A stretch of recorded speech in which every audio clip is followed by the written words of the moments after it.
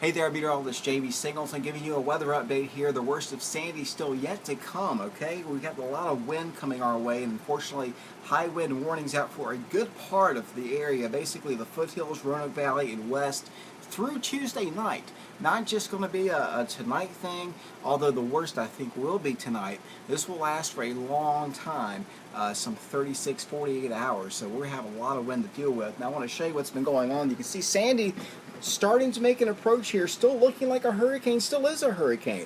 Winds actually went up to 90 miles an hour today from 75 overnight last night. The pressure continues dropping, and that thing's headed right where the model said it would.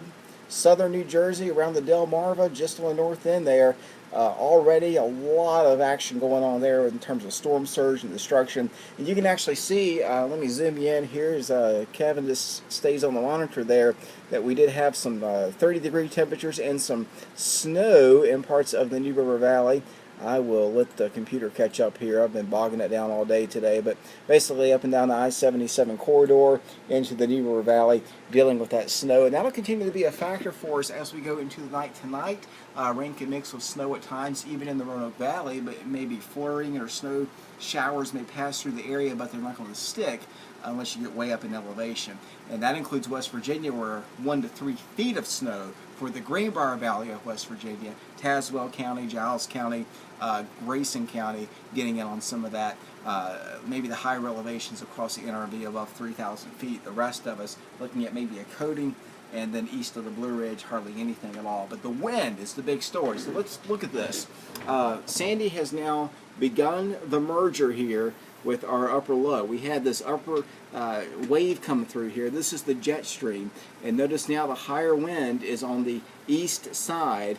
Earlier in the week it was on the west side, so now it's starting to wrap on around here, and it's pulling the storm in. Look at all the rain from Virginia. We'll get some of this tonight, and again that will be snow in the mountains of West Virginia through the higher mountains of Virginia. Here is the vorticity. This is spin in the atmosphere. You can see system 1, this was our jet stream dip, coming around, pivoting around, and forcing Sandy, that's that big ball of spin right there, into New Jersey. Those are the winds at the surface, or near the surface. Go ahead and right into the coast, and there's a visible satellite picture showing you a monster of a storm. So just very impressive to see Sandy. This is a historic storm. I've never seen anything like this. We probably will never see anything like this for a long time. Now I want to show you, let's go to 850 first here, and I will show you a computer model. I believe this is the NAM, and this starts out going into this evening. You can see this is Philadelphia, New Jersey, and you're looking at 90 to 100 mile an hour gusts here.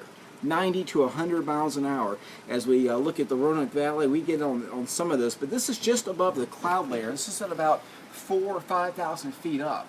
So a lot of this isn't up in the ground, but if we get the rain to pull it down from the cloud, we get some heavier banding, or at least something to push it down. We'll see some higher winds, and you can see as we go into time, look where the center goes.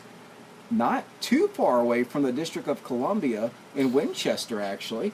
This is 8 a.m. Tuesday. You can see the higher winds here overnight tonight. So that's aloft, and that's at about 60 to 75 miles an hour at about 5,000 or 6,000 feet.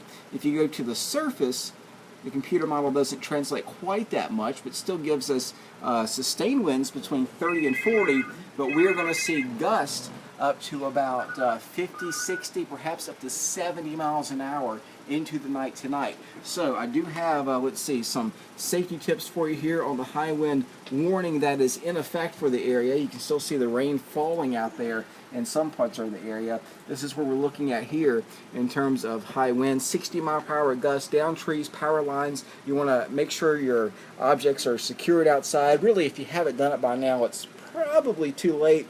The wind's picking up as you're watching this probably, and after sunset tonight it's going to get really bad. So folks, the worst is yet to come. If you think it's been calm so far, just wait. Tonight is going to be really, really windy. We're looking at power outages area-wide. I hope you have your kits ready. Stay calm, stay inside, and let this thing pass through, because once it starts to pivot around, once we see Sandy go inland, the wraparound effect will come off the mountains, and the mountain slopes will act as a as a harbinger to get the wind to come down from the upper atmosphere back down to the ground. That's when we see our most impressive wind events here in this area. So keep it here on Facebook and on YouTube, and I'll give you the latest updates on Twitter as well as Sandy continues to affect our part of Virginia.